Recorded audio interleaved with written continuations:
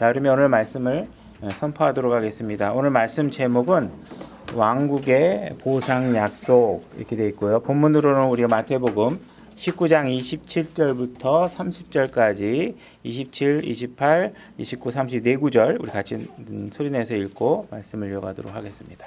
자, 찾으셨죠? 다 같이 소리내서 읽겠습니다. 27절입니다. 준비 시작.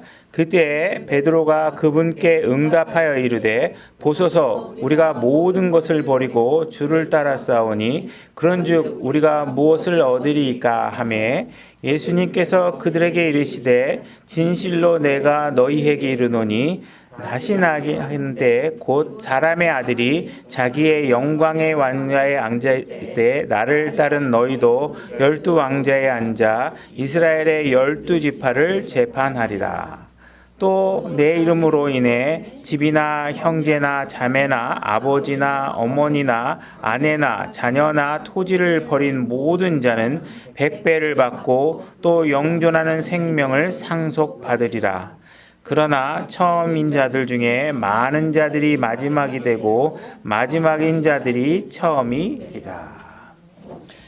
오늘 말씀은 우리가 이제 그 보상이라는 것에 대해서 우리가 한번 말씀을 나눠보려고 하는데, 이 보상이 주어지는 시점과 그걸 보상에 대해서 하나님께서 어떤 약속을 해주셨는지 이런 것들을 우리가 명확하게 알아야 우리가 올바른 기대를 갖고 신앙생활을 할 수 있겠죠. 그래서 이런 기대들을 올바로 갖지 않으면 잘못된 기대를 갖고 잘못된 요구를 하나님께 하게 되고 이런 시간 낭비와 잘못된 왜곡된 신앙을 하게 될 수 있습니다. 이제 그런 측면에서 오늘 말씀을 한번 다뤄보도록 하겠습니다. 제가 읽었던 본문을 다시 한번 읽어보겠습니다. 그때 베드로가 그분께 응답하여 이르되, 베드로가 항상 중요한 이슈들에 보면 베드로가 항상 이렇게 나서서 궁금증을 해결하기 위해 이제 나서는 장면들을 보게 됩니다. 그래서 여러분들도 이렇게 물어볼 게 있으면요, 이렇게 물어보는 게 별로 없고, 내 질문이 잘못될 수도 있고 내가 잘못된 방향의 질문을 할 수 있지만 그것이 드러나야 누군가가 바로 잡아줄 수도 있고 그걸 튜닝해 줄 수 있잖아요. 어쨌든 방향을 바로 잡아야 줄 수. 근데 잘 모르는데 막 질문하면 나를 뭐 무식하다 그러지 않을까? 왜 그런 것도 모르냐 그러지 않을까? 내가 이거 이 정도 질문은 하면 좀 이상하지 않을까? 너무 기초한 물어보는 건가? 뭐 이런 것들이잖아요. 근데 베드로의 질문이라는 것은 굉장히 기본적인 질문들이에요. 우리가 뭔가 내가 하게 되면 우리가 아주 기본적으로 우리가 하는 게 되면 다 내가 이거 수고했으니까 근데 그 대가가 뭐야? 뭐 이런 거에 대한 단순한 질문이잖아요. 여러분들 뭘 바라시는 게 뭡니까? 여러분 물어보면 아니에요. 그래 좀 고급진 질문 좀 해주세요. 뭐 이럴 거 아니에요. 근데 우리 기본 내재적인 건 단순하니까 이런 것들에 악의적이 없이 단순한 마음으로 무언가에 접근하는 건 오히려 여러분 안에 있는 마음의 질서들을 바로잡는 데 도움이 되죠. 근데 이런 것들을 해결하지 않고 마치 자기는 굉장히 수준 높은 사람인 것처럼 생각해서 궁금한 걸 안 물어보고 가슴속에 있다 보면 엉망진창의 신앙생활을 할 수밖에 없을 때가 많습니다. 그래서 베드로가 물어보죠. 우리가 모든 것을 버리고 주를 따라 싸우니, 그죠? 베드로는 지금 모든 걸 버렸다 그러잖아요. 예수님께서도 분명히 우리들에게 요구하고 있는 게 뭐예요? 다 버리라는 거예요. 다 버려. 뭐 좀 남겨놓지 않고 다 버리라 그랬는데 베드로는 내가 다 버리고 따랐다. 그러면 내가 이 정도 수고했으면 주님 뭔가 좀 보상을 해줘야 되는 게 아니겠습니까? 라는 질문의 자세가 있는 거죠.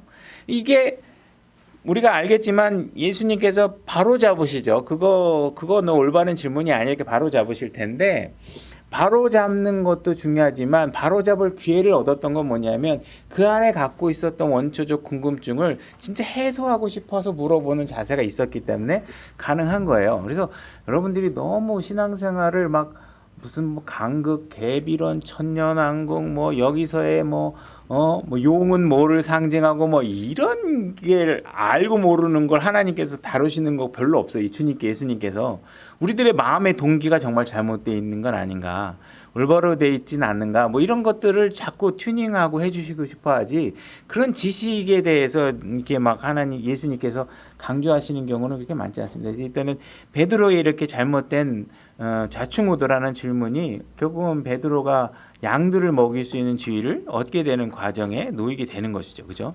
그러니까 여러분들 스스로를 너무 수준 높게 생각하지 마시고 궁금한 게 있으면 물어보고 근데 너무 수준 높은 거 물어보지도 마시고 되게 잘 모르잖아. 너 내가 모르는 걸 자꾸 물어보시고 막 이거는 뭘 상징하는 거야? 그러면 예언서에 그 막 무슨 내가 어떻게 다 알아요, 그죠? 조금 있어봐야 돼 알게 될지도 모르니까. 근데 아직 지금까지 잘 몰라요. 근데 아직 이런 거 좀 원초적인 것, 기본적인 여러 마음의 자세들을 여러분들이 해소하는 게 중요합니다. 방향이 잘못되어 있으면 나머지를 만 가지를 얻어도 아무 소용이 없게 되죠. 예수님께서 그들에게 이르시되 진실로 내가 너희에게 이르노니 다시 나게 하는 때 곧 사람의 아들이 자기 영광의 왕좌에 앉을 때. 그래서 지금 네가 바라는 것이 뭔지는 알겠는데 이걸 바라는 거를 얻을 수 있는 때가 있다라고 얘기해 주는 거예요. 그죠? 그 얻을 때가 있는데 그 때를 잘 알아야지 그 때를 잘 모르고 아무 때나 요구하면 내가 해줄 수 없다. 이런 얘기를 하시는 거죠. 왕좌에 앉아서 나를 따른 너희도 12왕좌에 앉아 이스라엘의 12지파를 재판하리라. 근데 이게 진짜 베드로의 입장에서는 굉장히 화려한 제안이죠. 그죠? 12지파를 내가 다스리게 된다는 얘기니까 이게 굉장히 지금 좀 복된 소망일 수도 있겠는데, 이 때가 이제 어느 때냐. 이제 이거에 대한 이해가 지금 베드로에게는 없는 겁니다. 그죠? 또 내 이름으로 인해 집이나 형제나 자매나 아버지나 어머니나 아내나 자녀나 토지를 버린 자들은 100배를 받고 또 영존하는 생명을 상속받으리라.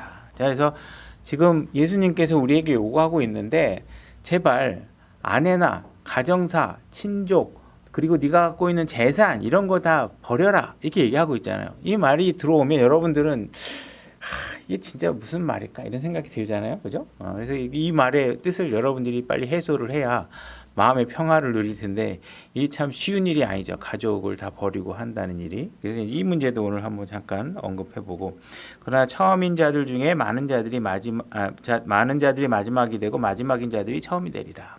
그래서 우리가 이 말씀, 저도 이제 이 말씀이 정확하게 무슨 뜻인지 100%는 다 이해는 저도 못하겠어요. 그러나 이제 제가 이해하는 만큼, 그리고 오늘 주제가 예수 그리스도의 재림의 시점에 관한 이야기를 하고 있으니까 예수 그리스도의 재림의 시점에 맞춰서 이 말씀을 한번 조명해 보려고 합니다. 지금 예수님께서 지금 우리가 읽은 말씀에 보면 베드로가 어떤 보상의 때에 관해서 물어볼 때 답변을 하실 때 내가 영광의 왕좌에 앉을 때 이렇게 얘기합니다. 이 영광의 왕좌에 앉고 12 제자들이 그 주변에 다른 왕의 직위를 갖고 뭐 이런 통치의 개념들이 나타나죠. 그래서 지금 예수님께서 얘기하고 있는 내 왕자 이 이야기는 하늘에 있는 왕자를 얘기하는 게 아니라 이 땅에 예루살렘의 다윗의 왕자에 앉는 것을 얘기하고 있다.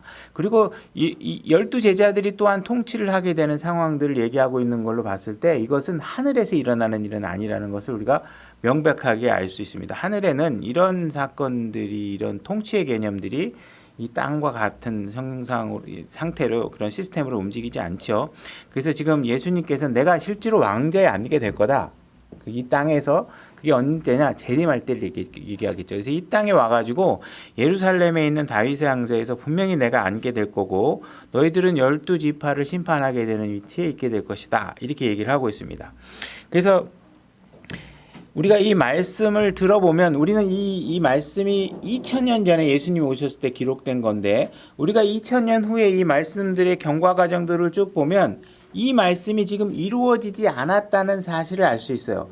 예수님께서 초림에 왔을 때 예수님이 초림 때 이 말씀이 성취되지 않았다는 사실을 알 수 있죠. 그죠? 그러면 예수님께서 분명히 제자들에게 내가 왕좌에 앉을 때가 있을 거라고 얘기했는데 아무리 성경을 씻어봐도 적어도 초림 때는 이 사건이 일어나지 않았다는 사실을 확인한다면 예수님께서는 지금 어디에 계세요? 하늘에 계시죠. 하나님 우편에 앉아 계시면 이 일을 성취하기 위해서 분명히 예수님께서는 다시 오셔야 된다는 걸 우리가 알 수 있는 것이죠. 그러니까 예수 그리스도의 재림은 확실하게 명백하게 이루어질 일들로 남아있는 것입니다. 왜냐하면 예수님이 직접 한 얘기가 성취가 되지 않는다 그러면 말이 안 되는 일이잖아요. 그죠? 그 다음에 우리가 여기 성경에서 보게 되면 뭐라고 되어 있냐면 다시 나게 하는 때라는 이 28절의 이 말씀이 영어로 regeneration이라는 단어를 쓰고 있습니다. regeneration. 다시 나게 하는 때 우리가 이제 이 다시 나게 하는 때라는 이 regeneration이라는 말이 성경에서 딱 두 번 사용됩니다. 두 번 사용. 한 번 지금 여기 마태복음에 사용되고 또 한 번은 디도서에서 사용되는데 디도서 한번 찾아볼게요. 디도서 3장 5절로 보겠습니다. 제가 읽겠습니다. 그분께서 우리를 구원하시되 우리가 행한 의로운 행위로 하지 아니하시고 오직 자신의 긍휼에 따라 다시 태어남의 씻음과 성령님의 새롭게 하심으로 하셨고, 여기서 다시 태어남, 요게 영어로 보게 되면 regeneration이라는 단어를 쓰고 있습니다. 다시 태어남의 씻은 washing of regeneration 이렇게 돼 있어요. 그러니까 두 번의 경우 중에 한 번은 지금 마태복음에서 우리가 본문을 읽었던 데서 등장하고 있고, 또 한 번은 디도서에서 기록하고 있어요. 그래서 디도서에서 쓰고 있는 용례가 어떤 뜻이냐면 우리가 다 알고 있는 요한복음에서 우리 born again, 다시 태어나다, 거듭나다 하는 의미로 사용되고 있어요. 그죠? 그래서 예수 그리스도를 믿으면 우리가 새롭게 되죠. 완전히 새로운 상태의 사람이 돼서 우리가 구원을 받고 두 번째 출생을 한다. 다시 엄마의 뱃속에서 태어나는 거 말고 성령님으로 다시 태어나는 것을 얘기하고 있다. 그래서 영적인 출생, 생명과 관련된 이야기로 표현이 되고 있어요. 자, 근데 우리가 이 리제너레이션이 마태복음에 사용이 되고 있는 것은 어떤 의미냐면 이러한 우리의 영적 출생을 얘기하는 게 아닙니다. 예수님께서는 창세기에서 말씀으로 이 온 우주를 창조하신 분이시죠. 그죠? 그래서 이 선악과를 먹은 이후에 이 땅은 계속 죄로 사람들의 삶뿐만 아니라 짐승들, 그 다음에 이 땅의 모든 이 땅들까지도 땅에서 독을 품어내는 상황이 벌어질 정도로 점점 이 땅이 피폐해져 가고 있어요. 그죠? 이렇게 피폐해져 가고 있다가 7년 환난, 우리가 알고 있는 대환란, 그 다음에 야곱의 때라고도 하고 다니엘의 70번째 주에 해당하는 이 때가 되게 되면 하나님께서 21가지의 심판을 내리시는데 풀들을 다 태워버리고 바다의 물의 3분의 1이 죽게 되고 생물들이 모든 물에 잠기게 되고 강과 시냇물이 독이 들어가게 되고 큰 별이 떨어지는 상황에 대해서 뭐 물이 쓴맛을 막 내게 되고 뭐 온갖 전염병이 일어나고 이 땅은 정말 최악의 상황을 치닫게 돼요. 그죠? 그 다음에 결국은 이런 상황이 벌어지는 끝에 뭐까지 또 일어나냐면 아마겟돈 전쟁이라는 게 일어나서 엄청난 학살이 벌어져요. 그러니까 이 땅은 엄청난 재난과 고난과 엉망진창되고 쑥대밭이 되는 일들이 다 벌어지는 거예요. 그러면 그런 일들이 다 벌어질 때 뭐 어떤 일이 생기느냐? 예수님께서 재림을 하시게 됩니다. 그죠? 예수님이 재림을 하셔서 어떻게 해야 돼요? 이 모든 창조물들을 어떻게 해야 돼요? 리제너레이트 시키십니다. 리제너레이션을 시켜요. 새로 태어나게 하시는 거예요. 그죠? 그래서 생명수이신 예수님께서 이 땅에 통치하시게 되고 예루살렘으로부터 생명수가 흘러나와서 땅을 적시게 되고 땅이 비옥하게 되고 그죠? 치유의 물이 나오고 뭐 이런 것들이 생기게 됩니다. 그래서 이 땅들이 굉장히 비옥하게 변하는 상황들이 벌어지죠. 그래서 살아있는 모든 생물이 새롭게 변화하게 돼요.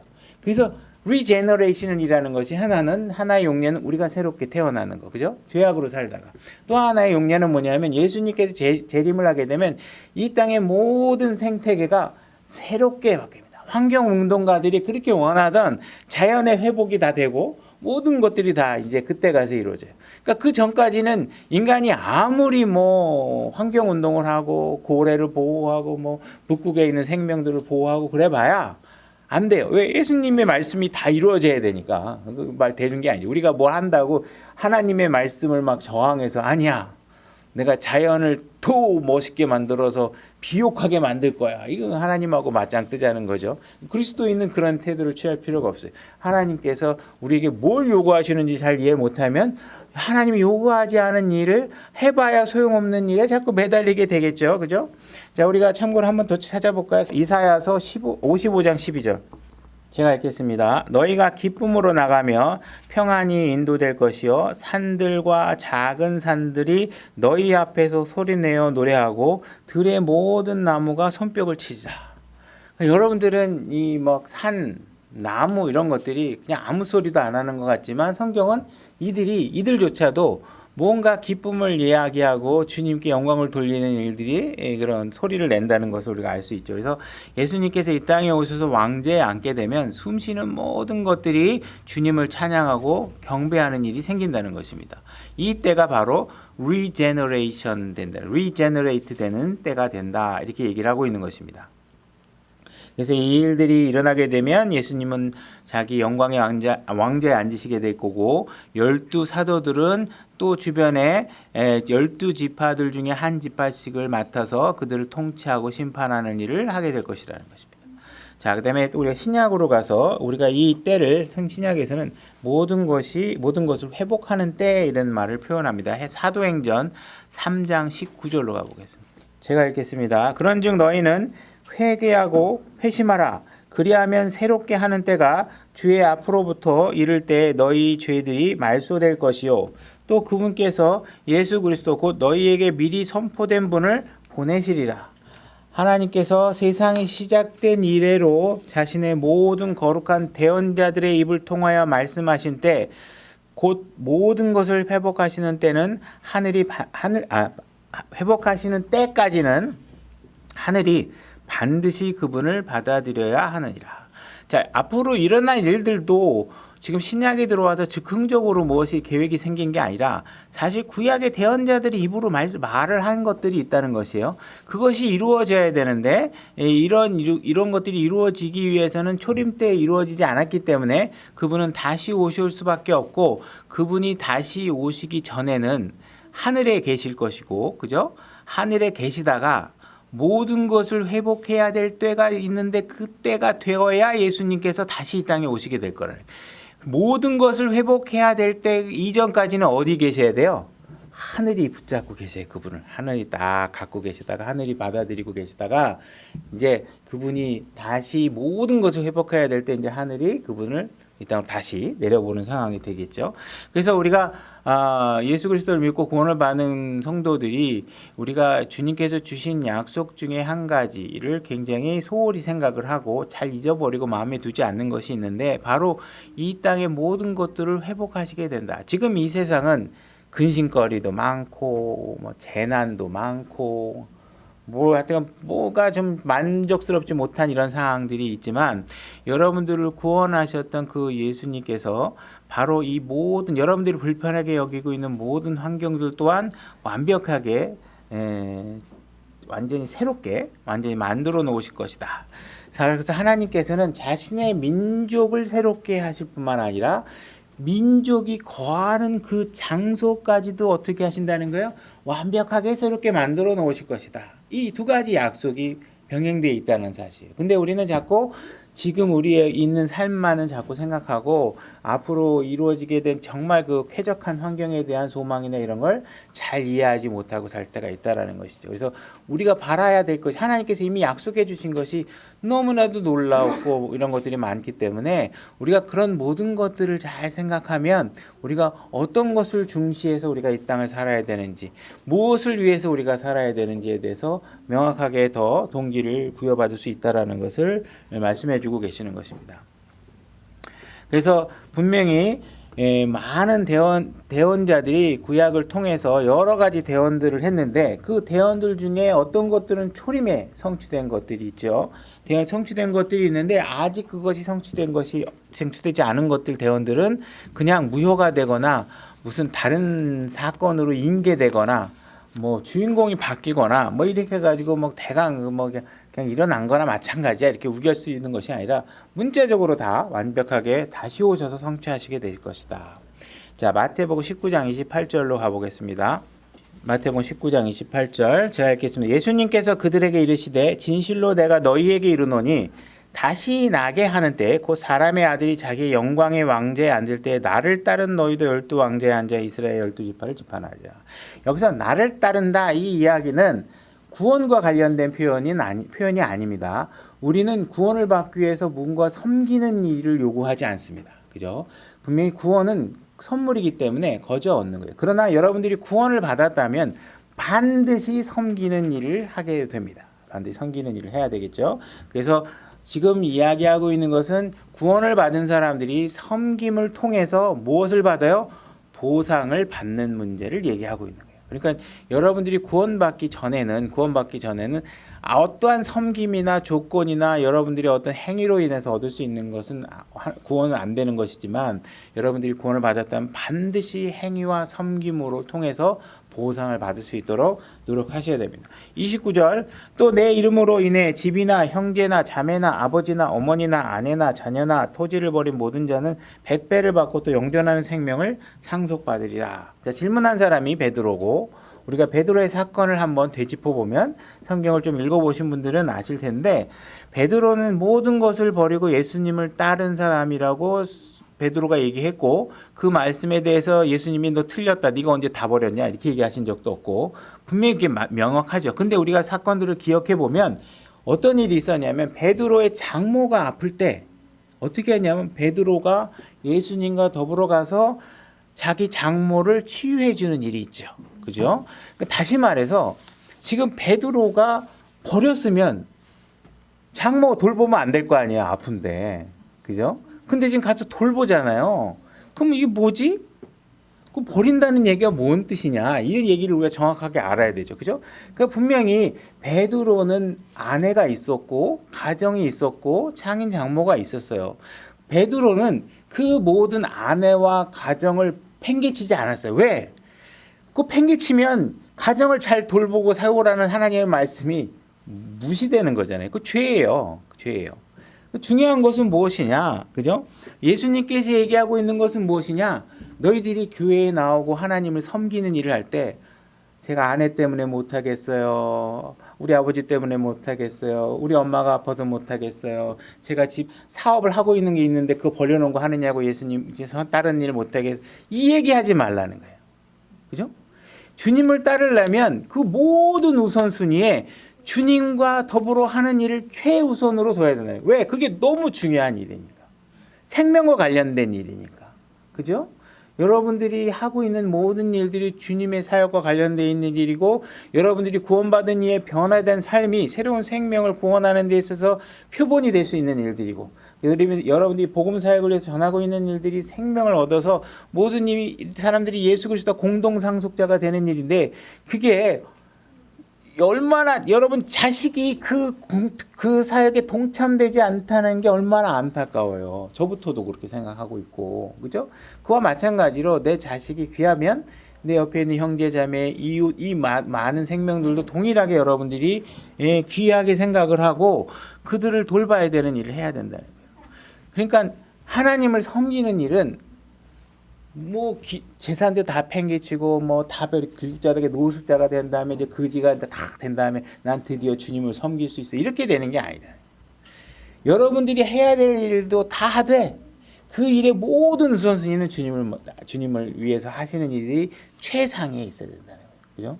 그러니까 지금 예수님으로 따지면 우리보다 예수님도 가족이 있잖아요. 어머님이 있고, 그죠? 육신적인 어머님이 있고, 그죠? 이 땅에 와서 그 서류상 아버지도 있고, 그죠? 그러니까 다, 그 다음에 또 그 형제들도 있고, 다 돌아가시기 전에도 어머님을 어떻게 돌봐야 될지에 관해서 고민하셨던 분이시고, 자녀들로 따지면 예수님이 직접 육신적으로 낳은 자녀는 아니지만 그 자녀에 해당하는 사람들이 얼마나 더 많아요. 그들을 다 돌보시는 일을 마다하지 않으시면서 하나님의 일을 하나도 과오 없이 해결하신 분이 주님이시라는 거예요. 그러니까 여러분들이 어떤 일의 우선순위에 있어서 나 주님을 섬기려 그러면 엄마 아버지 다 병원에 다 돌아가신 뒤에 섬기겠어요, 뭐 이렇게 얘기를 하면 그건 아니라는 거예요. 주님이 얘기하는 건. 그죠? 성경에서 장래 맡기고 날 따르는 게 더 중요해요. 내가 하라고 한 일에 대해서 중요하게 생각을 하셔야 되나요? 뭐 오늘 준비한 얘기는 아니고 여담이지만 이게 다른 사람의 간증을 들여다보면요, 특히 연예인들이나 이런 사람들 간증하는 거 보면 전부 다 주님께서 함께 해주셔서 내가 이 일을 할 수 있게 해주셨습니다 하는 이 일들이 대부분 자기 계획들이 많아요. 그래요? 우리는 주님을 알게 하는으로 내 일을 버리고 주님의 일을 해야 되는 거거든요. 근데 자꾸 우리는 가지고서 내 일을 다 우선순위 하면서 자기 자체는 변화시키지 않은 채 거기다가 화려한 주님의 포장을 바르려고 막 하는 경우가 많아요. 주님의 일이라는 그렇게 막 이리 꼬고 저리 꼬고 말장난 해가지고 자기를 미화시킨다고 되시는 일들이 아니에요. 그래서 우리의 중심을 이거 버리고 주님을 섬기는 일을 하셔야 되는 거예요. 그죠? 그래서 주님께서도 분명히 자기가 하실 일들을 충분히 다 하시면서도 아버지 일을 다 하셨고, 우리에게도 가장 이런 중요한 일들을 하는 데 있어서 다른 이유들을 자꾸 할 일들이 있다고 얘기하면서 주님을 섬기는 일에 자꾸 회피하고 피하고 이런 일들을 하지 말아라, 이렇게 얘기를 하고 계시는 것입니다. 그 다음에 주님께서는 이제 왕들의, 이게 뭐지? 건너뛰네? 맞죠? 아무것도. 왕들의 왕이 되실 분이신데, 예수님께서 이 땅에 오셔서 실질적으로 물리적인 어떤 왕국을 세우게 되겠죠. 그 다음에 지금 이 세상은 이방인의 때다. 우리가 다니엘서 공부하면서 여러분들이 말씀 살펴본 거 기억하실 거예요. 다니엘의 형상을 보게 되면 머리가 바빌론 제국 느부갓네살을 상징을 하고 있고, 그 머리로부터 해가지고 은, 동, 그 다음에 철, 진흙 이렇게 지나가면서 페르시아 제국과 그리스 제국, 그 다음에 로마 제국, 그죠? 그 다음에 이제 여러 흙과 막 이제 섞이면서 여러 10개의 발가락으로 오면서 그 왕국의 힘들이 서로 약화되면서 서로 다 많은 왕국들이, 제국들이 서로 경쟁하고 싸우고 이런 것들이 벌어지는 걸 보게 되겠죠. 그래서 이 일들이 다 이 작은 나라들이 서로 막 싸우고 막 경쟁하고 하는 이런 일들이 다 끝날 때쯤에 예수님께서 이 땅에 오셔서 이들을 다 정리하시고 이 왕들의 왕이 되실 분이시다, 이렇게 얘기하고 계시는 것입니다. 자, 마태복음 20장 1절로 가보겠습니다. 20장 1절 제가 읽겠습니다. 하늘의 왕국은 마치 품꾼들을 고용하여 자기 포도원에 들여보내려고 아침 일찍 나간 사람 곧 집주인과 같으니라. 그가 하루에 1데나리온씩 주기로 품꾼들과 합의하여 그들을 자기 포도원에 들여보내고. 자, 지금 농장의 주인이 와서 일꾼들을 구해서 지금 계약을 체결하는 것입니다. 계약을 체결했는데 어떻게 계약을 체결했냐면 1데나리온을 주기로 계약을 체결하고 지금 일꾼들을 데려오게 된 거예요. 대부분 우리가 일자리를 얻는다는 것은 어떤 상황이냐면요, 여러분보다 조금 더 먹고 살만한 플러스 알파가 있는 사람들이 제공하는 일자리를 여러분들이 가서 일을 하게 되는 거죠. 그죠? 여러분보다 어려운 사람 일자리를 가면요, 우연하게 부분적으로 일자리를 할 수 있지만 영속적으로 여러분들이 일자리를 얻을 수 없어요. 그죠? 여러분보다 적어도 많이 부자가 돼야, 돈이 있고 경제력이 있는 사람 속에 여러분들이 일자리를 얻어야 여러분들이 일자리가 영속적일 수가 있어요. 그죠?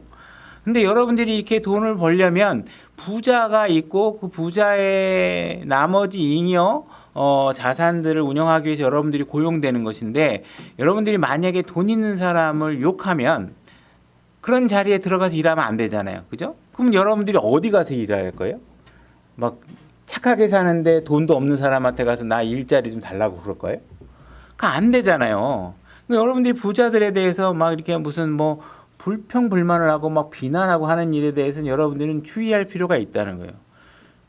여러분보다 경제력이 있으니까 여러분들 고용해서 하는 거잖아요. 무슨 그게 일자리라는 것은 무슨 도덕적인 그런 상황은 아니, 경제적인 원리니까. 내가 1달란트 받기로 해서 일자리를 얻었으면 그거에서 1달란트 받으면 되는 것이죠. 그죠? 서로가 합의했고 그리고 하면 되는 거예요. 근데 여러분들이 막 이런 것들, 사회에 대해서 불만을 하고 막 하는 것들은 굉장히 사치스러운 것들이 많다는 거예요. 여러분들이 고등학교 졸업하고 이제 요즘 젊은이들이 대학에 들어가기 위해서 대학에 들어가고 싶은데 학자금이 없어. 그죠? 돈이 안 들어가니까 요즘은 진짜 학비가 비싸더라고요. 이제 이렇게 내 기억이 잘못됐는지 모르겠지만 제가 대학 다닐 때는 그냥 6, 70만 원 막 이렇게 해서 했었던 것 같은 얼큰한 기억이 나는데 요즘 몇백만 원씩이야 한 학기야 막. 그러니까 굉장히 어렵겠죠. 이제 그러면 사회에서 어떤 제도를 배려해 주냐면 아주 저리로 학자금 대출을 받아서 공부할 수 있게 해줍니다.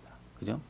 근데 사람들은 그 학자금 대출을 받아갖고 공부를 하면서 사회에다 대고 또 불평을 합니다. 자라나는 학생을 빚쟁이로 만드냐느니 막 이렇게 해요.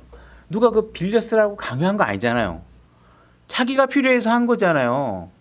그거에서 대학 간다고 여러분들의 삶이 보장되는 것도 아니고 그냥 어떤 사람은 대학을 가기 전에 미리 내가 직장을 얻어서 내가 더 그 기간에 어떤 삶의 직장 쪽에 어떤 커리어를 더 높이겠다고 하면 그것도 여러분들의 선택일 거고 그 여러분들의 선택이에요. 근데 사회가 그런 것들을 그래도 사회라는 시스템이 아직 하나님이 위임한 권리 아래서 통치되고 있기 때문에 선한 폴리시 시스템이 작용되고 있는 부분들이 많이 있단 말이에요. 그래서 여러분들이 학자금 대출을 해주면 그걸 감사하게 쓰면 되는데 안 하잖아요. 그러니까 불평만 한단 말이에요. 그러고 나와서 직장을 다녀요. 직장을 다녀가지고 이제 어렵게 직장 어려갖고 다니면 여러분들이 직장에서 월급을 받으면 가장 먼저 해야 될 게 뭐예요?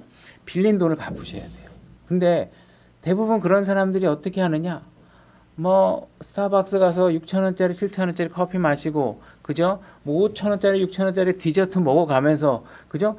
막 그냥 뭐 저도 1년에 몇 번 가지도 못할 펜션 고급 펜션 얻어가지고 친구들하고 놀러 다니고 그죠?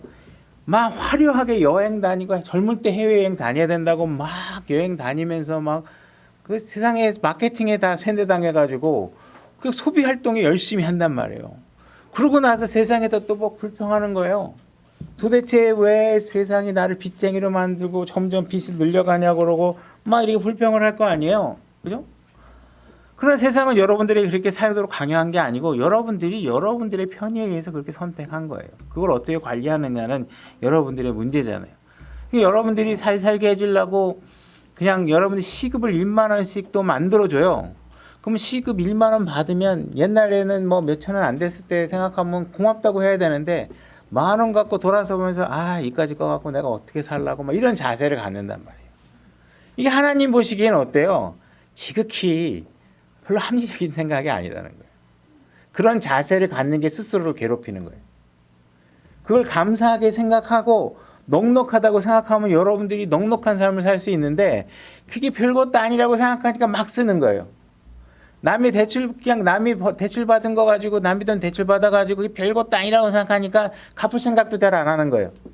그게 뭐예요? 악하다는 거예요. 악하다. 그렇게 생각하면 안 되는 거예요. 그죠? 그래서 사회를 향해서 막 별의별 불평을 많이 하잖아요. 뭐 이 세상이 어때요? 뭐 세상이 도대체 대통령은 뭐 하는 거야? 뭐 국회의원들은 뭐 하는 거야? 그러다가 막 온갖 욕과 그냥 막 저주의 댓글은 다 맨날 달면서 사장님 뭐 좀 일 좀 잘못했다고 한마디 하면 인격을 모독을 받았다 그러고 막 엄청난 난리치잖아요. 이 세상이 점점 그렇게 돼가는 거예요. 그러면 안 된다는 거예요. 그러면 안 된다는 거예요. 그러면 돈 있는 사람들이 결국은 어떤 일을 결정하게 되는지 아세요? 사람을 고용하지 않고도 내가 사업을 할 수 있는 길을 만들어야 되겠다. 그거 하는 거예요. 그 사람 하나 쓰는 게 너무 속 터지니까. 그러니까 어떻게 해요? 사람 안 쓰는 아파트에 관리인 없는 아파트 만들고, 그죠? 주차 관리자 없는 주차장 만들고, 직원이 없는 편의점 만들고, 알바생 없는 편의점 만들고, 전부 다 이런 거 하는 거예요. 그러면 사람들은 자기가 막 불평하면 뭐 모든 자원은 한정되어 있는데 어디서 돈이 막 나와요? 그게 아니잖아요. 여기다 쓰든 저기다 쓰든 재원은 돌아가게 돼 있는데 자기한테 무한정 쓸 수 없잖아요. 그럼 돈 있는 사람들은 어떻게 해요? 고용 안 하고도 하는 일을 하겠다. 이렇게 하는 거죠. 세상 사람들 집값으로 올라가면 집값이 올라갔다고 불평, 집값이 떨어지면 내 집값이 떨어졌다고 불평. 임대주택을 안 만들었어요. 집 없는 사람들을 편안하게 살기 위해서 국가에서 재정을 들여서 임대주택을 만들어 놨단 말이에요. 그죠? 여기 영등포 같은 경우도 서울시 이렇게 그 상가 같은 거 만든 것도요. 임대 계약 기간이 있잖아요. 그 계약 기간이 되면 나가는 게 정상이잖아요. 그죠? 근데 전부 다 임대 기간이 다 뭐 10년, 20년 끝나고 나면 하는 얘기가 뭐예요? 이게 내 재산이 될 줄 알았는데 왜 그런 계약 한 적 없잖아요. 한 달란트 받기로 했잖아요. 분명히 계약 내용이 있는데 왜 자기의 기대치를 갖고 자꾸 그 주인을 괴롭히냐고. 그렇잖아요? 임대주택 해가지고 만들어졌는데 요즘은 영구임대주택인가 봐요. 근데 어쨌든 만약에 이게 뭐 어느 기간이 돼서 이제 다른 집 없는 사람에게 주기 위해서 내가 당신 20년간 살게 해줄 테니까 20년 동안 열심히 모아서 이제 아파트 얻어서 나가라 이런 계획으로 만약에 줬으면 20년 뒤에 끝나고 하면 순수하게 나가는 사람이 없는 거야. 동일한 사람이 집단을 만들어서 집 없는 사람을 거리로 내쫓겠다는 거냐 뭐 하겠냐 뭐 이러면서 전부 다 불평불만 하는 거 아니에요. 그죠? 그러니까 이런 주장을 하는 것들이 굉장히 성경적인 입장에서 봤을 때 굉장히 불합리하다는 거예요. 그게 여러분들을 행복하게 만들 것 같은데 그렇게 떼써서 설령 여러분들이 뭘 더 가졌다 이거예요. 욕심이라는 건 멈추지 않아요. 다음엔 더 받고 싶어서 더 괴로워 사는 게. 남들이 더 받았다니까 더 괴로워. 누구는 야 그거 며칠만 더 버티지. 그게 불행한 삶을 스스로 자초하는 거예요. 작은 것에 만족하고 계약한 거에 충실하고 이런 마음을 여러분들이 가지셔야 스스로에게도 행복이 오고 그것이 여유가 생겨. 내가 조금 더 내가 내 힘으로 저축하고 내 힘으로 조금이라도 아껴서 모아서 그것을 뭘 해야 되겠다고 하는 생각을 여러분들이 가지셔야지. 이게 전부 다 보면 남이 돈 있는 사람에게 막 돈을 더 뺏어다 가지고 내 마음엔 집 맞는 임대주택을 만들어 달라는 거예요. 그것도 이제 영원히 살다 보면 내 거 내게 해달라는 거예요. 그죠? 임대 없는 사람에게 주택을 만들었는데 뭐 너무 작다. 뭐 신혼부부에게 이렇게 조그만한 집을 줄 수 있냐? 그럼 네 돈 주고 사서 더 그러면 되잖아. 그죠? 국가에서는 없는 돈 만약에 재원 만들어가지고 혜택 주는데 그냥 자꾸 돈 있는 사람 돈 가져다가 자기 만족하게 해달라는데 그렇게 해서 주는 만족이 자기를 만족하게 하겠냐는 거예요. 그게 안 된다는 거예요. 우리가 과거에 진짜 단칸방 세 방 안에 할아버지 할머니 엄마 아버지 몇 식구가 그냥 다 살던 때에도 행복이라는 게 존재했는데 오늘날은 사람들은 그냥 모든 게 불만이잖아요. 그죠? 왜 그러냐? 계약 내용을 잘 이해 못하니까. 그걸 계약대로 이해하지 않고 전부 다 자기 상상과 기대치로 자꾸 채워가니까. 그죠? 이게 괴로워지는 거예요, 스스로가. 3절로 가보겠습니다. 또 3시쯤 나가서 시장에서 놀고 서 있는 자들을 보고는 그들에게 이르되 너희도 포도원에 들어가라. 내가 너희에게 무엇이든 정당한 것을 주리라 하매 그들이 자기들의 길로 가니라. 다시 그가 6시와 9시에 나가서 그와 같이 하고 또 11시쯤에 나가서 놀고 서 있는 다른 자들을 보고는 그들에게 이르되 너희는 어찌하여 온종일 여기서 놀고 서 있느냐 하매. 자, 주인이 나갈 때마다 일할 사람들이 있는 것이죠. 그래서 불러다가 일을 자꾸 시키고 있는 것입니다. 자, 7절 그들이 그에게 이르되 아무도 우리를 고용하지 아니하였기 때문이다 하니 그가 그들에게 이르되 너희도 포도원에 들어가라. 무엇이든지 정당한 것을 너희가 받으리라 하니라. 이렇게 저녁이 되매 포도원 주인이 자기 청지기에게 이르되 품꾼들을 불러 마지막에 온 자들로부터 시작하여 처음에 온 자까지 그들에게 품삯을 주라 하니 11시쯤에 고용된 자들이 와서 각각 1데나리온씩 받느니라. 이제 맨 마지막에 왔던 사람들이 제일 먼저 보상을 받고 있는 거예요.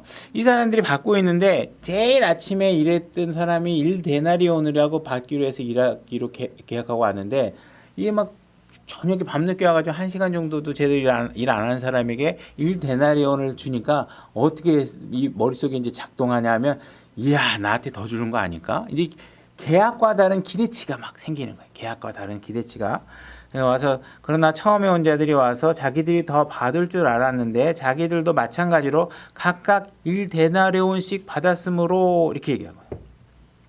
우리가 세상을 살면서 자꾸 실수하는 일들이 있는데 뭐냐면 누군가와 대화를 할 때 특히 한국 사람들이 그래요. 한국 사람들이 보면 제가 막 짧은 미국 생활을 해놓고 마치 한국 사람 다 아는 것처럼 얘기하는 것도 미안하긴 한데 하여튼 미국 사람들은 그 역사적 베이스가 굉장히 계약 문화고 리즈너블한 그런 사고방식이 많이 있어요. 근데 한국 사람들은 친구끼리인데 뭐 이러면서 이 정적인 문화가 굉장히 많아요. 그래서 실제로 보게 되면 상대방이 무슨 얘기를 하면 그 내용을 화자가 얘기한 사람들의 의도를 충분히 이해하고 받아들이려고 하지 않고 내가 생각하는 대로 그걸 해석을 해서 자꾸 이해를 하려고 해요. 그게 그 의도가 아닌데, 그죠? 그러니까 전부 다 보면 그 제가 유학할 당시에 그 유학생들 전 대학원 때 간 거고 그 대학생 고등학교 졸업하고 온 학생들이 있잖아요. 그럼 걔네들이 이제 룸메이트들한테 걔가 이제 1달러씩 뭐 빌려달라 그러면 빌려준단 말이에요. 그러면 이제 이거 자기가 이제 해보거나 자기가 이제 뭐 친구니까 우리 한국 사람은 룸메이트 미국 애들한테 이제 뭐 맥주도 사주고 막 이렇게 하잖아요. 막 한단 말이에요. 그다음에 갑자기 어느 날 내가 이제 한국 애가 돈이 갑자기 모자라. 야, 10달러만 좀 빌려줘라. 그러고 빌려줬단 말이에요. 그럼 자기는 여태까지 한 100불은 사준 것 같아. 그러면 한국 사람은 어떻게 생각하냐면 이 정도는 안 줘도 되겠지. 이렇게 생각한단 말이에요. 근데 걔네들은 맥주를 뭐 계획에 있어서 마신 게 아니고 한국 애가 사주니까 좋으니까 먹은 거잖아요. 그거는 계약 관계가 아니잖아요. 그러다 어느 날 돼서 이제 그 유학생은 그 10불이 있어야 다음에 쓸 계획을 집행을 하는데 룸메이트한테 그 지난번에 꿔놨던 10불 좀 달라 그러면 기분이 나쁜 거야. 야, 내가 너한테 맨날 술 사주고 한 게 얼마나 많은데, 이거 10불 그냥 꽂다가 그걸 그렇게 받으려고 그러냐. 그러니까 한국 사람들은 그런 정서가 너무 많아. 계약을 계약대로 받아들이지 않아요. 자꾸 이걸 너무 정서적으로 해석을 해. 그죠? 그래서 이게 보면요.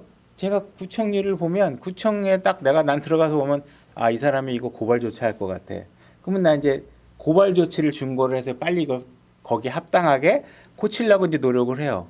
근데 어느 날은 또 제 동생은 딱 들어가면 아, 그 고발 못해. 이러고 나와. 근데 나중에 결국 고발이 됐어요. 그러니까 어떤 사람은 고발이 안 되고 싶은 마음 때문에 그런 방식으로 해석을 해서 들어요. 근데 그 화자가 분명히 고발하려고 했으면 그 내용을 잘 듣고 와야 되는데 자꾸 우리는 우리의 기대치를 갖고서 뭔가 해석을 하려고 해요. 그러니까 이게 대화가 참 어려울 때가 많아요. 지금 이 상황도 분명히 대화한 내용이 있는데 자꾸 자기의 기대치로 그 계약의 내용을 반복시키고 있고 변형시키고 있다는 사실이에요. 이런 것들은 굉장히 해롭고 성경을 볼 때도 마찬가지로 분명히 해로운 거예요. 분명 그 당시에 1데나리온을 주겠다고 하는 것은 서류로 한 건 아니겠죠. 분명히 우리 계약에 보게 되면 민법을 보면 구두로 계약하는 것도 무조건 계약이에요. 입증하느냐에 관한 문제가 남아있지만 구두로 한 것도 계약이에요. 분명히 주인과 종이 일할 사람이 구두로 계약을 했으면 분명히 그 계약대로 하면 되는 거죠. 근데 이들은 자꾸 뭔가 내가 때 앞에서 얼마나 고생을 했는데 그래 저놈하고 똑같은 돈을 준단 말이야. 말이 안 돼. 이러면서 자꾸 더 받으려고 한다는 것이죠.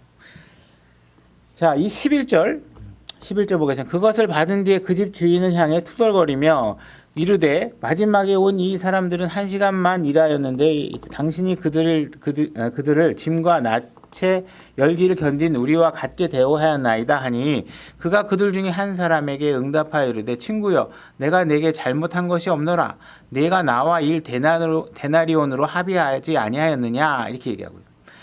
사람들은 전부 다 이 주관적인 거 내가 얼마나 힘들었는데 이렇게 해가지고 분명히 1데나리온 주기로 약속했는데 거기에 플러스 감정이 자꾸 평가가 붙어서 자꾸 이야기를 한다면 그러나 이 세상이나 여러분들의 삶은 이렇게 여러분들의 느낌과 생각과 그런 어떤 불투명한 근거로 인해서 여러분들의 삶이 만들어져가는 게 아니라는 거예요.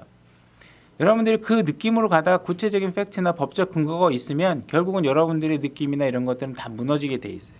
그래서 여러분들의 삶은 구체적인 근거, 구체적인 계약사항 이런 것들을 명확하게 알고 여러분들이 생활을 해야 여러분들의 삶이 실 속에 있는 거겠죠. 그죠? 14절로 가보겠습니다. 네 것을 가지고 내 길을 가라. 내게 준 것과 똑같이 내게 마지막에 온 이 사람에게도 주리라.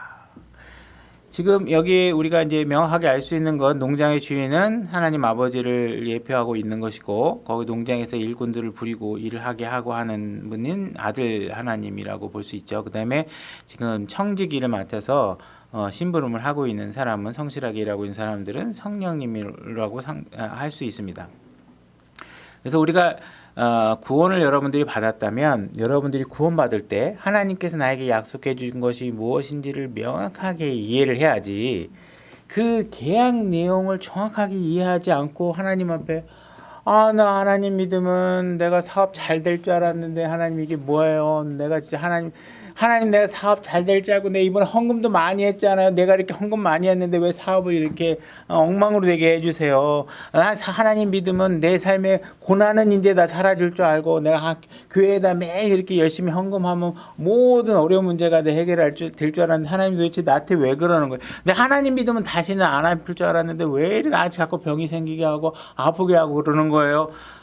내가 하나님 믿으면 좀 그래도 건강하게 살 줄 알았는데 왜 이렇게 계속 푸념하면 하나님께서 뭐라 그래요?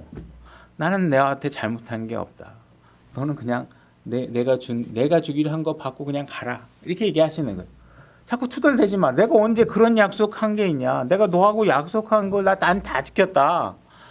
난 분명히 내가 약속한 데 다 지켰는데 너가 자꾸 주관적인 생각 갖고 나한테 이거 달라 저거 달라 하는 건데 왜 너는 자꾸 너의 그 악한 눈을 가지고 자꾸 나를 평가하면서 나한테 문제가 있는 것처럼 자꾸 얘기하냐. 이 얘기를 하시는 거예요. 그죠? 그러니까 여러분들이 성경에 나와 하나님과 체결된 계약이 무엇이냐? 이 성경이 여러분들의 계약서잖아요. 그죠? 이 계약서에 나를 대상으로 해서 체결된 계약이 어떻게 되어 있는지를 명확하게 이해하지 않으면 여러분들은 계속 잘못된 신앙생활을 하고 불평불만에 쌓인 신앙생활, 그죠? 잘못된 신앙생활 이런 것들을 하는 거예요. 15절 내가 내 것을 가지고 내 뜻대로 하는 것이 법에 어긋나냐? 내가 선함으로 내 눈이 악하냐? 그죠? 하나님은 분명히 선하신 분이잖아요. 지금 이 상황에서도 그분이 계약한 대로 준 게 뭐가 잘못이에요? 오히려 일을 적게 하고 덜 받을 수밖에 없는 사람인데 동일하게 주었으면 그것이 하나님의 선함인데 내가 내 주관적을 갖고 하나님이 어려운 사람에게 긍휼을 베푸는 걸 보고선 하나님이 나쁘다고 얘기하는 거는 내 눈이 나빠서 그렇다는 거예요. 내 눈이. 내 바라보는 관점이 잘못되어 있으면 세상이 전부 다 불공평 보이고 세상이 전부 다 악해 보이고 막 이런다는 거예요. 그러니까 여러분들이 잘 이해를 하셔야 되는 거예요. 여러분들이 지금 하나님께서 여러분들이 이제 오늘날 자꾸 법들이 복잡해지면서 내가 갖고 있는 내 소유물을 내 맘대로 다 못해요. 그죠? 내가 갖고 있는 아파트에 세입자가 들어와 있으면 내 맘대로 팔지도 못하고 그럼 내 맘대로 세입자를 내쫓지도 못해요. 그죠? 너무나도 여러 가지 법들이 내 재산에 얽히설키 있어서 뭔가 세상의 법이 내 재산을 공유하고 있어요. 근데 하나님은 그거에 구애받으신 분이 아니에요. 그죠? 그분은 진짜 이 세상의 모든 창조주시기 때문에 그분은 자기의 것을 가지고 자기 마음대로 하실 수 있는 분이죠. 그죠? 그래서 지금 이 상황에서 하나님께서 나는 내 마음대로 할 수 있는 사람이다. 이 농장도 내 거고 여기서 일하는 일꾼들도 내 사람들이고 내가 거기서 생산해서 나오는 모든 열매와 과실도 내 것이다. 내 것을 가지고 내 마음대로 하는데 내가 어떻게 나한테 이래라 저래라 하느냐 이렇게 얘기하고 있습니다. 그래서 여러분들이 하나님이 하시는 일에 올바른 관점을 잘 가지셔서 내 것과 하나님 것에 대한 경계를 잘 이해하지 못하면 뭐 내가 하나님 거를 드리는데 내 거를 드리는 줄 착각한다든지 뭐 여러 가지 경계의 문제가 생기게 돼요. 그래서 그런 부분들을 잘 이해하시는 게 유익합니다. 16절 이와 같이 마지막인 자가 처음이 되고 처음인 자가 마지막이 되리니 부름을 받은 자는 많으나 선정된 자는 적으니라 하시라. 자, 우리가 이 말씀을 재림에 관한 관점으로 우리가 보아야 한다고 말씀을 드렸어요. 그죠?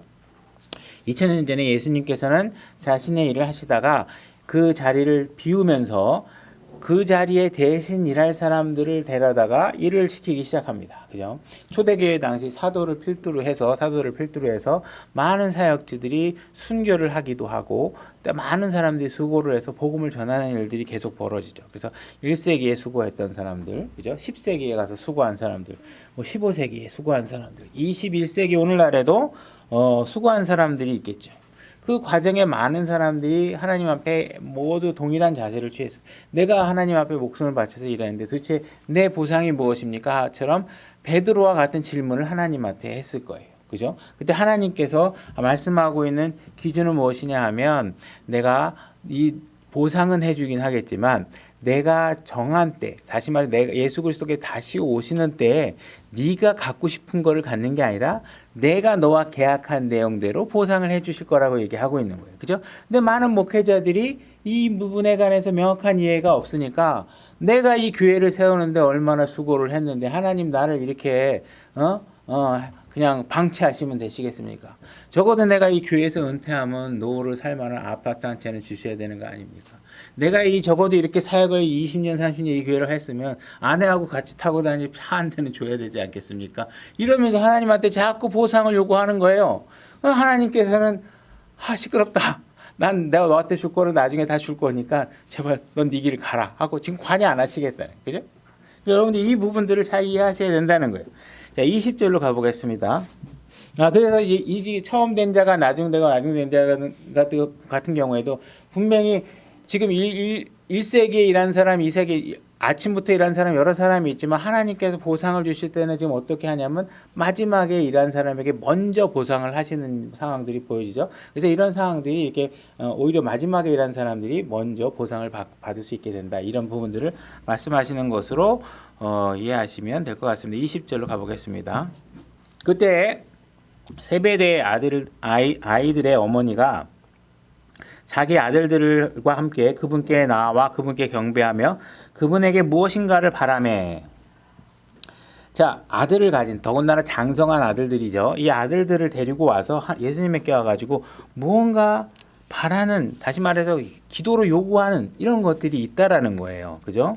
그러니까 아무리 다 자란 자녀들이라도 부모의 입장이라면 자기 자녀를 위해서 주님께 무언가를 요구하는 것은 문제가 될 게 전혀 없습니다. 그죠? 당연히 우리 아들들에 대해서 주님께 보살핌을 요구하고 여러 가지 요구들을 할 수 있겠죠. 그 자체가 문제가 될 건 없어요. 21절. 그분께서 그녀에게 이르시되 네가 무엇을 원하느냐 하시니 그녀가 그분께 이르되 주의 왕국에서 나의 이 두 아들이 하나는 주의 오른편에 다른 하나는 왼편에 앉는 것을 허락하옵소서 하거늘. 자, 여러분들이 이 말씀을 전에 읽어봤었고 이 말씀을 읽으면 여러분들은 뭐 이런 자세가 이제 입에서 나오겠죠. 아니, 예수님 오른편 왼편을 자기 아들을 준다고? 이렇게 얘기할 수 있겠죠. 그죠? 그러면 우리가 이 말씀에 관해서 좀 불편함을 토로하기 전에 여러분 같으면 여러분 자녀를 위해서 어떤 걸 하나님한테 간구하세요? 여러분들이 간구한 내용들을 한번 보세요. 뭐 대부분 다 이런 거잖아요. 그죠? 좋은 대학 들어가게 해주세요. 시집 잘 가게 해주세요. 장가 잘 가게 해주세요. 있는 집에 보내주세요. 뭐 이런 등등.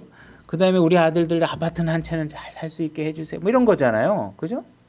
여러분들이 기도하는 내용과 앞으로 이 엄마가 기도하는 하나님께 요구하는 내용을 한번 비교해 보세요. 과연 여러분들이 이렇게 얘기할 수 있는 건지. 22절 예수님께서 응답하여 이르시되 너희가 구하는 것을 너희가 알지 못하는도다. 앞에서 이렇게 적어도 이들이 요구하는 것은, 그죠? 이들이 요구하는 것은 물질적인 게 아니에요. 이 어머니가 요구하는 건 물질적인 게 아니에요. 그죠? 영적인 것을 요구하고 있죠. 그래서 이 어머니가 요구하는 것은 미래의 영적인 위치를 요구하고 있는 것이고, 이 요구하는 것 자체에 크게 결함을 적어도 우리의 기도 수준보다는 높다고 볼 수 있어요. 우리의 기도 수준보다 높다고 볼 수 있어요. 근데 예수님께서 그 질문에 대해서 그러나 하면서 그의 질문에 뭔가 문제가 있다라는 것을 알려주십니다. 예수님께서 응답하여 이르시되 너희가 구하는 것을 너희가 알지 못하는도다. 내가 마실 잔을 너희가 마실 수 있으며 나를 잠기게 한 그 침례로 침례를 받을 수 있느냐 하시니 그들이 그분께 이르되 우리가 할 수 있나이다 하매. 자, 이들이 지금 뭐라고 이야기하냐면 주님께서 지금 십자가로 가는 이야기를 하고 있는데 이거를 너희들이 할 수 없는 거잖아요. 우리가 십자가에 죽는다고 누구 한 사람 파리 목숨 하나도 못 살리는데 지금 예수님께서 그 일을 하시고자 하는 데 있어서 뭐라고 얘기하고 있냐면 내가 할 수 있다고 얘기하잖아요. 이 뭐 때문에 나오는 거예요? 계약 내용을 잘 몰라서. 지금 계약서를 잘 파악을 못하고 있는. 그러니까 여러분들도 계약 내용을 잘 파악 못하면 내가 할 수 있는 거 할 수 없는 걸 구분 못하고 아무거나 막 그냥 막 할 수 있다고 그러고 어떤 걸 할 수 있는데 할 수 없다고 그러고 막 이게 막 뒤죽박죽 된단 말이에요. 여러분들이 계약 내용들을 잘 아실 필요가 있는 것이죠. 그죠? 너희들이 잘 뭘 모르고 하는 얘기다, 이게. 그죠? 그래서 계약 내용을 내가 다시 말해 그 당시에면 구약 성경을 좀 다시 한번 잘 읽어봐라. 지금 그 내용을 네가 잘 이해해야 내가 말하는 내용을 이해할 수 있다 이런 얘기인 것이겠죠. 23절 그분께서 그들에게 이르시되 너희가 참으로 내 잔을 마시고 나를 잠기게 한 그 침례로 침례를 받으려니와 내 오른편과 내 왼편에 앉는 것을 내가 줄 것은 내가 줄 것이 아니니라. 다만 내 아버지께서 누구를 위해 그것을 예비하셨든지 그들이 그것을 받을 것이니라 하시니라. 자, 뭔가 이렇게 학부모가 와가지고 막 교수님 만나가지고 뭐 하는데 뭐 받기는 받을 거야 막 이러니까 옆에 있는 막 10명의 학생이 이제 화가 난 거야. 왜 난 안 주고 뭐 저 사람만 막 주고 그러는 거야. 우리 엄마는 어디 가서 뭐 하는 거야. 우리 엄마 왜 안 오는 거야. 막 이런 생각이 막 들 거 아니에요. 우리 엄마도 빨리 전화 걸어서 오라 그래야 되겠다. 막 이렇게 하고 싶을 거 아니에요. 이 엄마들은 아무것도 안 하는데 이 두 엄마만 막 와가지고 이제 뭐 이렇게 하는 상황들이 벌어지는 것이죠. 그래서 예수님께서 그들을 불러 이르시되 이방인들의 통치자들이 그들에게 지배권을 행사하고 큰 자들이 그들에게 권위를 행사하는 것을 너희가 알거니와 너희끼리는 그리하지 말라. 너희 가운데 누구든지 크게 되고자 하는 자는 너희를 섬기는 자가 되고 너희 가운데 누구든지 으뜸이 되고자 하는 자는 너희 종이 될지니라. 예수님께서 왕국을 세우고 왕좌에 앉으실 것을 말씀하시고 베드로에게는 사도들이 내 주변에 앉아서 다른 왕자들이 나를 돕게 될 것이다. 이런 이야기들을 좀 하고 계시는 것입니다. 그래서 이 말은 분명히 명백히 재림에 관한 구절인 것이죠. 그래서 지금 이런 상황에서 야고보와 요한 그리고 그들의 어머니가 놓친 것이 있는데 뭐냐면 그 상황의 시점, 그죠? 그리고 그 사이에 일어난 일들에 대한 내용들을 잘 이해하지 못하고 있는 거예요. 그래서 우리가 왜 이 상황을 이해하지 못했는지 17절로 가서 한번 확인해 보겠습니다. 예수님께서 예루살렘으로 올라가실 때 길에서 12제자를 따로 데려다가 그들에게 이르시되 보라 우리가 예루살렘으로 올라가노니 사람의 아들이 배반을 당해 수제사장과 서기관들에게 넘겨짐에 그들이 그를 정죄하여 죽게 하고 이렇게 돼 있죠. 예수님이 지금 우리가 지금 성경을 통해서 예수 그리스도와 그분의 하시는 일을 이해하고 바라본다는 것은 굉장히 복된 일입니다. 그 당시에 지금 제자들의 중에 하나였다면 여러분들은 이 일을 파악하기 위해서 어떻게 해서 물리적으로 예수님 옆에가 있어야 돼요. 그분이 하는 얘기를 다 들어야 돼요. 그죠? 그 다음에 그것만 듣다 보면 또 전체가 다 잘 안 보여. 그죠? 우리는 지금 성경 갖고 정확하게 오리 없이 보존된 성경을 갖고 이리 봤다 저리 봤다 자다가도 다시 일어나서 봤다 얼마든지 다시 볼 수 있어요. 근데 예수님한테 뭐 놓친 얘기 있으면 다시 가서 물어봐야 되는 아주 불편한 게 많아요. 여러분들이 이 성경을 통해서 하나님을 믿는다는 건 굉장히 복된 일이라는 거예요. 지금 19장 28절에서 사람의 아들이 자기 영광 중에 왕좌에 앉게 될 것이다. 안 찾아보셔도 돼요. 왕좌에 앉게 될 것이다 라고 얘기해서 우와 왕좌? 근데 또 18절에 보니까 사람의 아들이 배반을 당할 이방인에게 넘겨줘. 조롱받고 채찍질을 받아. 이게 지금 제자들 입장에서는 머리가 막 뒤죽박죽 복잡한 거예요. 그죠? 주님, 앞으로 어떤 일을 하실 것입니까? 그랬더니 나는 왕좌에 앉게 될 거다. 그리고 너희들이 12지파를 심판하게 될 거고, 뭐 이렇게 딱 얘기하는 거. 와, 설레네요. 정말 멋있겠어요. 이거 너무 멋진데요?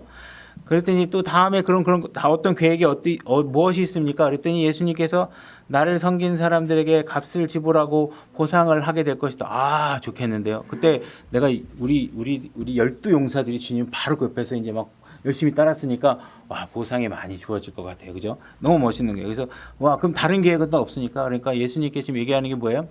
내가 배반당하게 될 거거든. 그다음에 조롱도 당하고 사람들이 나한테 와서 침도 뱉고 내가 못 받게 죽을 거야. 이렇게 하니까 왕이 대신나는 건 뭐고? 또 조롱당하고 이건 뭐고? 여러분들은 이게 다 배워서 명확하게 알지만 그 당시에 제자들은 정말 이게 이해가 안 되는 거예요. 그죠?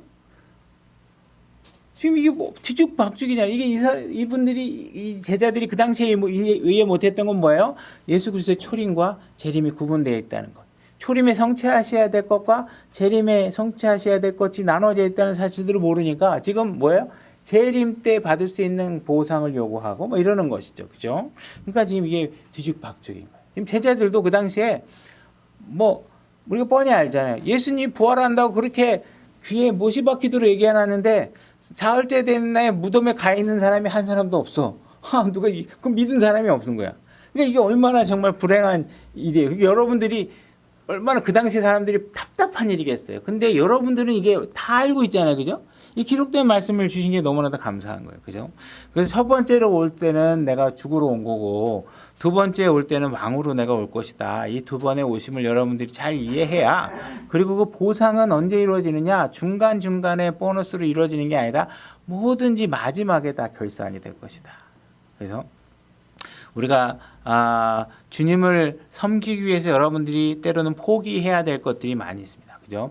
하나님께서는 분명히 그 우선권들을 포기하라고 요구하고 계세요. 우리 아내 때문에, 우리 남편 때문에, 우리 아들 때문에, 우리 아들 지금 대학 뒷바라지 해야 되니까, 내 교회 좀 잠깐 몇 달 쉬어야 되겠어요. 뭐 이런 사람들이 있잖아요. 근데 누군가는 아들이 그런 일을 하더라도 일단은 주님을 먼저 섬기는 일을 먼저 하겠습니다 하고 아이들에게 성숙하게 자기 관리를 요구하고 내가 왜 이렇게 지금 너 밥 못 차려주는지 기본적인 건 차려주겠지만 내가 100% 일상적 플러스 알파는 내가 못하겠어. 하나님 하는 일도 내가 먼저 해야 돼. 이 이야기를 하면서 여러분들이 해야 될 어떤 많은 것들을 포기한 것들이 있잖아요. 그죠? 헌신하면서. 그죠? 여러분들 어떤 사람은 더 많은 자기 재산 중에 일부를 하나님을 하는 일에 여러분들이 헌신하고 드리고. 그죠?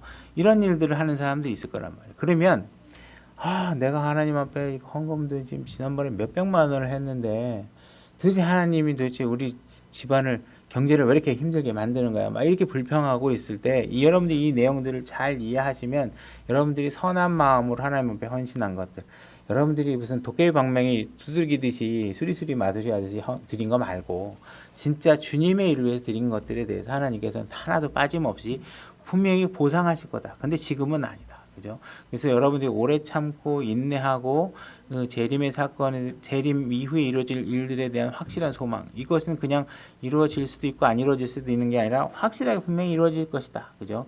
그래서 믿는 여러분 성도들은 그리스도 심판석에서 보상을 다 정산하실 거고 환란이나 여러 기간을 통해서 심판석에서까지 남아 있는 사람들은 그죠?